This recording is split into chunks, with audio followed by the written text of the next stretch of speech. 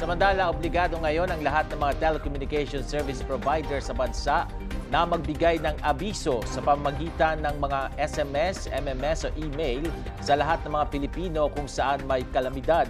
Ito matapos ganap na may sa batas ni Pangulong Noynoy Aquino ang Republic Act 10639 o ang Free Mobile Disaster Alerts Act. Sa ilalim ng batas, obligado ang mga telecommunication service providers na magpadala ng libreng alerto kung may bagyo, tsunami at iba pang uri ng mga kalamidad. Nakapaloob sa mobile alert sa mga impormasyon mula sa iba't ibang mga ahensya ng pamahalaan katulad ng NDRRMC, PAGASA, PHIVOLCS at iba pa.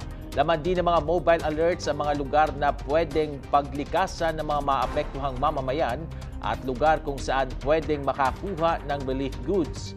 Samantala, mapaparusahan naman ang sinuman na magpapakalat ng mga maling impormasyon ukol sa mga kalamidad at disaster. Multang hindi bababa sa 1,000 piso at hindi higit sa 10,000 piso ang maaaring maging multa.